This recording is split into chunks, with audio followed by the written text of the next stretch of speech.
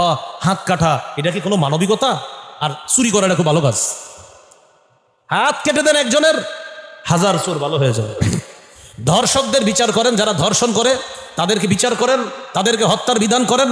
এই যে একটা মেয়ে ধর্ষিতা হলো, আপনার ছোট্ট মেয়ে নাবালিকা, কয়েকটা পাওয়া, 1 তো ধর্ষণ, 2 শিশু নির্যাতন, 3 আপনার হত্যা করা। কতগুলা অপরাধ পাওয়া যাওয়ার পরেও এখনো 83 দিন লাগে এটার বিচার।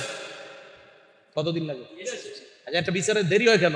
সাক্ষী উপস্থিত হইতে সময় লাগে। এসে হ্যার সাক্ষী পুরো বাংলাদেশ, এরপরেও আইনি প্রক্রিয়া। এই যে এক বাংলা অঙ্গ বাংলাদেশে আইনি প্রক্রিয়া, এটা শুনতে শুনতে মনে আমগো জীবন শেষ হবে। আইনি প্রক্রিয়া চলছে, কিছু কইলে কি হয়? হ্যাঁ, আইনি প্রক্রিয়া চলছে। যে চোরদের হাত কাটা হবে কিনা, আইনি প্রক্রিয়া। ডাকাতের এই শাস্তি হবে কিনা, বিষয়টা আইনি প্রক্রিয়া।